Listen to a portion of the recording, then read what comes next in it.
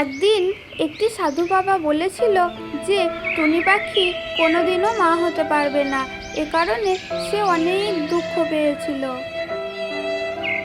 একদিন টুনি ভাগ্য করে একটি ডিম পাড়ে, আর সে সেই ডিমটাকে রেখে জঙ্গলে খাবার খুঁজতে চলে যায়। আর ঠিক তখনই সেখানে একটি ভয়ঙ্কর ডাইনি চলে আসে, আর ডাইনি সেই টুনির ডিমটাকে দেখতে পেয়ে বলতে থাকে, আরে বাহ, এই টুনির ডিমটা তো দেখছি ভারী সুন্দর।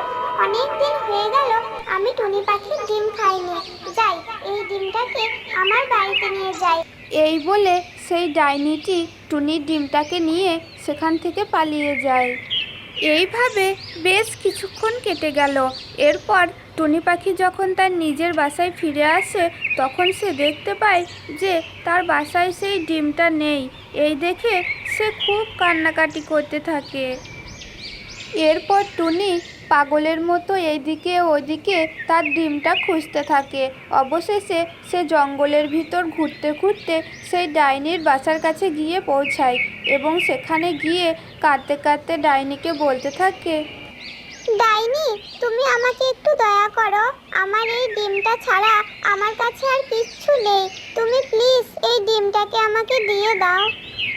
তখন ডাইনি বলে, ঠিক আছে টুনি, আমি তোর ডিমটাকে তোর কাছে ফিরিয়ে দেব যদি এই ভিডিওটাতে সবাই একটা করে লাইক দেয় এবং চ্যানেলটাকে সাবস্ক্রাইব করে দেয়। এরপর সেই ডাইনিটি টুনি পাখিকে তার ডিমটা দিয়ে দেয় এবং টুনি পাখি তো মহা আনন্দে ডাইনিকে ধন্যবাদ জানিয়ে তার বাসায় ফিরে যায়। গভীর বড় জঙ্গল, আর সেই জঙ্গলে বাস করত হরিণ, হাতি, ভাল্লুক, নানা রকমের পাখি, আরও কত রকমের পশু পাখি। আর সেই জঙ্গলের রাজা ছিল মহারাজা সিংহ। সে খুবই অহংকারী ছিল এবং খুবই লোভী ছিল। একদিন সেই সিংহ শিকারের খোঁজে বের হলো।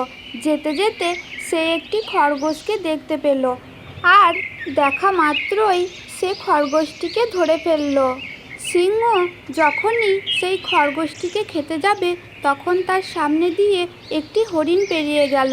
তখন সিংহ মনে মনে ভাবতে লাগলো, আরে, এটা তো দেখছি একটা নাদুস নুদুস হরিণ। এই খরগোশটাকে খেয়ে তো আমার পেটের একটি কোনাও ভরবে না। আমি বরং ওই হরিণটাকেই ধরি গা। যেই ভাবা সেই কাজ। সিংহ তখন সেই খরগোশটাকে ছেড়ে হরিণের পিছনে দৌড়াতে লাগলো। তখন হরিণও দৌড়াতে লাগলো, আর হরিণকে ধরার জন্য সিংহও দৌড়াতে লাগলো। কিন্তু কিছুক্ষণ দৌড়াদৌড়ির পর হঠাৎ যেন হরিণটা কোথায় একটা হারিয়ে গেল। সিংহ তখন ভাবতে লাগলো যে হরিণটা তার কপালে নেই, সে বরং সেই খরগোশটাকে গিয়েই খাবে গা। সিংহটা তখন সেখানে ফিরে গিয়ে দেখলো যে খরগোশটাও সেখানে নেই, সে সেখান থেকে পালিয়ে গেছে। সিংহটা তখন হতাশ হয়ে পড়ল, আর সে মনে মনে বলতে লাগলো, ওই বেটা খরগোশটাকে ছেড়ে দিয়ে আমি খুবই বোকামি করে ফেলেছি। ওই খরগোশটাকে আমাকে খেয়ে ফেলতে হতো। ওই হরিণের লোভ করতে গিয়ে আজকে আমার ভাগ্যে কিছুই জুটলো না। তো বন্ধুরা, এই গল্প থেকে আমরা কি শিখলাম? যে কখনোই অতিরিক্ত লোভ করা ভালো নয়, কারণ অতিরিক্ত লোভ করলে তার পরিণাম কখনোই ভালো হবে না। একদিন একটি বৃষ্টির রাতে টুনি তার ছানা গুড্ডির জন্য ইলিশ মাছ ভাসছিল। আর টুনির ঘরের পেছনেই ছিল একটি শেওড়া গাছ, আর সেই শেওড়া গাছে বাস করত একটি ভয়ঙ্কর মাছ খেকো ডাইনি। আরে, এই বৃষ্টির দিনে কোথা থেকে মাছ ভাজার গন্ধ আসছে?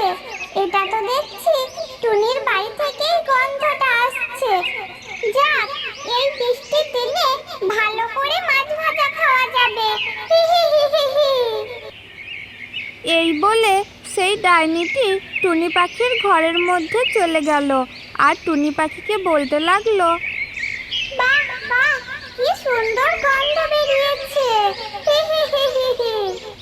কেন ডাইনি, তুমি কি দেখতে পাচ্ছ না যে আমি মাছ ভাজছি? হ্যাঁ হ্যাঁ, সে তো দেখতেই পাচ্ছি। খুব সুন্দর গন্ধ বেরিয়েছে রে টুনি। তুই আমাকে একটা মাছ ভাজা দে না রে। না ডাইনি, এখান থেকে আমি একটা মাছও তোমাকে দিতে পারবো না। এই মাছগুলো আমি আমার সোনা গুড্ডির জন্য করেছি।